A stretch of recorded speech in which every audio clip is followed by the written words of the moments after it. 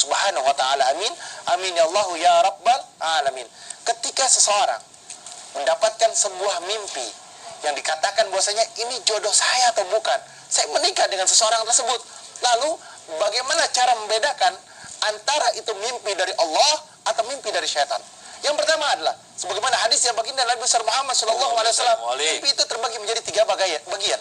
Yang pertama adalah ketika seseorang bermimpi, dia mendapatkan kabar gembira, kabar baik, kesenangan dalam kehidupannya, atau mimpi-mimpinya sangat bagus. Masya Allah, dia jalan-jalan ke suatu tempat, dia bermain ke satu tempat, mimpi yang indah yang luar biasa. Waduh. Ini adalah mimpinya dari Allah Subhanahu wa taala. Amin. Ada juga kedua, mimpi yang dimana dia, wah, tadi abis main sama Ustaz Maulana, nyimpin Ustaz Maulana mulu.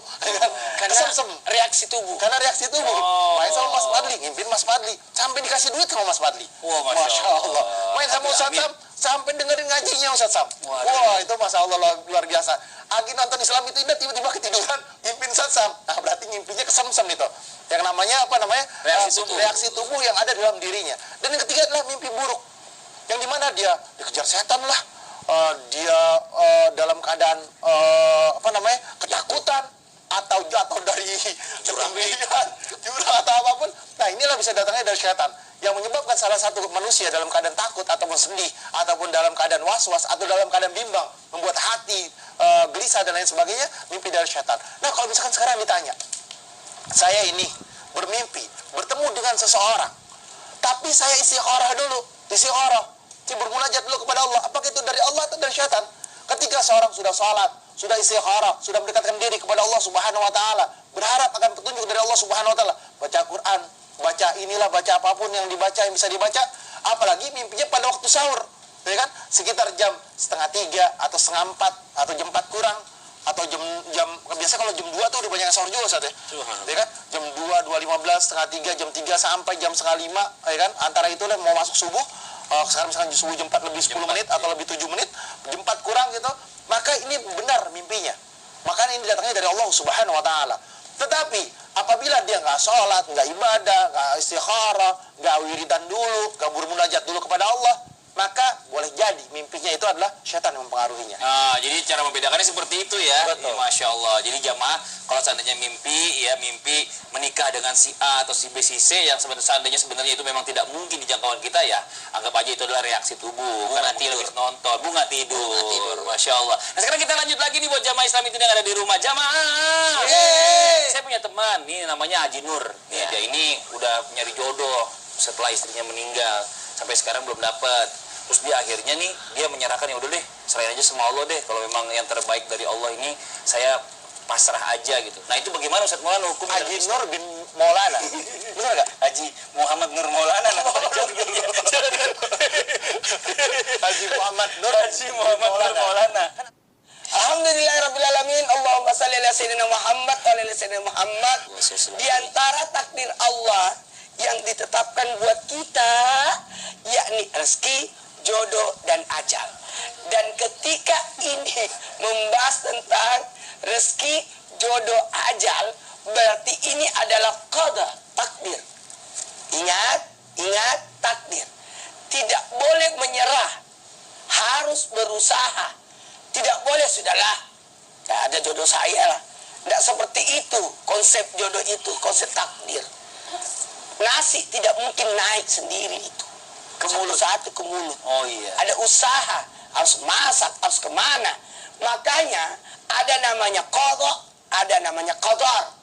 Qada itu ketentuan, kadar itu adalah ukurannya. Nah, ketika ada orang yang berkata, sudahlah, saya serahkan, tidak seperti itu. Ada namanya dalam mohon maaf, Jabariyah, Qadariyah, tapi Ahlus Sunnah wal Jamaah tidak seperti itu. Aliran Jabariyah, ya usahanya. Qadariyah tergantung takdirnya. Tapi kalau Ahlus Sunnah wal Jamaah, kita mengedepankan ada doa, ada usaha. Maka dari sinilah yang namanya orang ditakdirkan mati. Takdir mati. Tapi kadarnya itu mati baik atau buruk tergantung kita. Disinilah ada nasibnya. Jodoh ada, tapi kan bisa kita mencari. Makanya disuruh milih, disuruh pilih, disuruh cari, disuruh istikharah, disuruh memperbaiki diri, disuruh silaturahmi. Tidak masalah. Makanya ada namanya ta'aruf, khitbah dan sebagainya. Ini bagian daripada usaha. Maka perlu yang namanya usaha mencari jodoh. Meminta kepada Allah dengan jodoh yang terbaik. Makanya jangan berkata, sudahlah saya berpasrah. Ingat, kembali lagi konsep. Amalan yang tertinggi adalah baik sangka. Dosa terbesar adalah Buruk sangka. bukan. Apa tuh? Dosa terbesar adalah Membutuhkan Allah. dosa terbesar adalah putus Oh, asa. putus asa. Nah, jadi jangan berputus asa dari rahmat Allah. Jodoh pasti akan datang. Oh gitu. Yakin? Yakin. Kalau nggak dicari gimana? Teman saya nggak nyari. Maunya dicariin. Siapa namanya? Haji Muhammad Nur Maulana. Harus dicari. Harus dicari tuh Haji Nur. Harus diusahakan. Mm-mm. Supaya mencari yang terbaik. Seleksinya yang pertama. Yang cantik. Oh ini kriteria. Kriteria. Kita tulis tadi. cantik. Terus yang kedua. Seleksi yang kedua. Lihat nasabnya. Oh. Bapaknya siapa? Mm-mm. Keturunan dari mana? Ketiga. Ya. Kemampuannya. Dan yang keempat, seleksi yang keempat, lihat agamanya. Aduh. Akhlaknya. Jadi jangan kebalik. Orangnya saleh, tapi kurang cantik. Tidak baik. Berarti dia menolak kesolehan karena tidak cantik. Oh, aduh. Jadi patokan itu ada namanya pilihan. Dari sinilah yang disebut ada namanya usaha dan doa. Tapi saya jadi mikir nih gimana bisa Bikin tambah pusing. Iya, pusing Karena banget udah saya. kelihatan pusing banget kayak gitu. Soalnya ada teman saya, dia minta jodoh, minta dicomblangin. Ya, Cuma masalahnya nggak sekufu. nah itu gimana ternyata yang bikin pusing bukan hanya masalah kriteria tadi ya. Udah ada kriterianya ternyata nggak segufu. Nggak sekufu. Nggak semudah itu ternyata jamaah. Apa yang harus kita lakukan? Ada beberapa yang harus kita lakukan yang insya Allah kita jelaskan setelah yang satu ini. Tetap di Islam itu indah. Jamaah, oh jamaah. Jamaah, oh jamaah.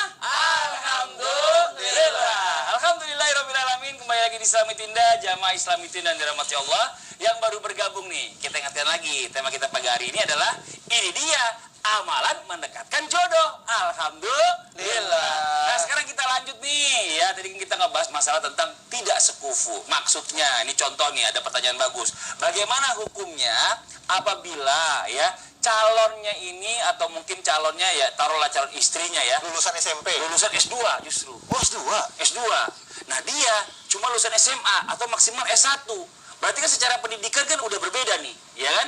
Terus yang berikutnya, mungkin calon istrinya ini dari anak orang kaya dan dia dari anak yang golongan biasa-biasa aja. Miskin lah gitu. Nah, apakah boleh seperti itu? Kita coba tanya sama Ustadz Syam. Tafadhol Ustadz Syam. Bismillahirrahmanirrahim. Tabi Bismillah, Sekolahna, Mas Fadli serta guru-guru kami yang dimuliakan Allah Subhanahu wa taala. Bismillah walhamdulillah wassalatu wassalamu ala Rasulillah. Amma ba'd. Ba'da naqul a'udzu billahi minasyaitonir rajim. Wa min ayatihi an khalaqa lakum min anfusikum azwajan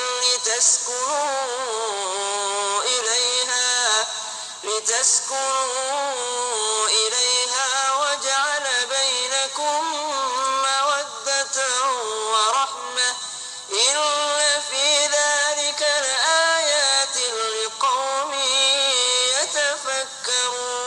يتفكرون. Sadaqallahul azim. Allahumma arhamna bil Quran. Sebenarnya menikah itu sesimpel itu. Subhanallah, laki-laki dan perempuan dipertemukan dalam satu ikatan oleh Allah Subhanahu wa taala, maka mereka mesti dengan keimanan yang sama, arah kiblat yang sama, cara ibadah yang sama, cara berdoa yang sama. Artinya la tunkihul musyrikin hatta yu'minu. Tidak boleh menikahi orang musyrik atau di luar daripada agama Islam. Maka subhanallah, sesimpel itu. Apakah mesti harus rata atau sejajar atau sekufu? Subhanallah, wajib tidak. Tapi ternyata ulama kita memberikan solusi yang luar biasa. Sekufu itu adalah sesuatu yang sangat-sangat penting dan menunjang keharmonisan rumah tangga. Sebagaimana ayat yang dibacakan tadi barusan, bahwasanya pernikahan sebenarnya tujuannya adalah litaskunu, untuk merasa tenang, lisakinah, untuk merasa kenyamanan, ketenangan. Bagaimana mungkin orang merasa tenang jikalau setiap harinya dibanding-bandingkan? Saya ini lulusan S3, kau cuma sampai SD, kau cuma sampai SMP. Subhanallah, saya lebih tahu daripada engkau. Subhanallah, saya ini anak orang kaya, nggak bisa aku hidup kayak gini. Dari kecil orang tua aku nggak pernah aku dibiarkan kepanasan, kedinginan. Saya anak orang kaya. Subhanallah, tidak ada kenyamanan, tidak ada ketenangan. Maka ulama kita menambahkan syarat, selain daripada melihat karena agamanya, melihat daripada keturunannya, juga melihat daripada sekufunya.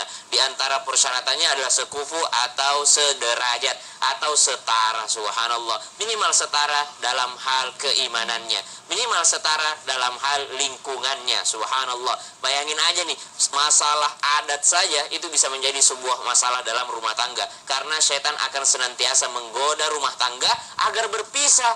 Bukan karena tidak bolehnya, tapi kita menghindari daripada keburukan. Setan akan datang dengan segala caranya. Orang sekufu saja, setan masih bisa mencari masalah di dalamnya. Apalagi kalau sudah tidak sekufu. Masalah adat kecil sekali. Orang Bugis, kami orang Bugis.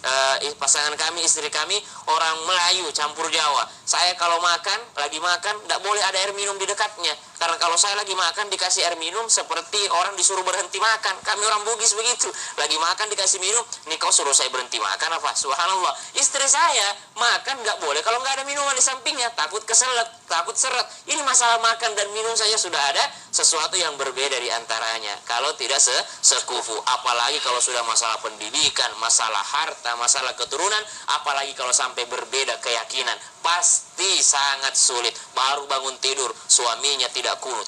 Assalamualaikum, kata istrinya, saya dari kecil orang tua aku tuh kunut subuh, kenapa kau nimamin saya tidak kunut? Subhanallah, baru bangun gara-gara beda mazhab. Subhanallah, Allah taala alam. Masya Allah. Jadi bukannya tidak boleh, Bukannya tidak boleh. Jadi diperbolehkan boleh aja, Ya. hukumnya mubah. Tapi memang alangkah lebih baik kalau memang sekufu itu supaya bisa sejalan, ibadahnya enak, Insya Allah. jalani hari-hari kehidupan enak, gitu Insya ya. Ini Allah. Masya Allah luar biasa. Sepassion. Iya, jadi ini luar biasa di para ulama kita zaman dulu ini ya.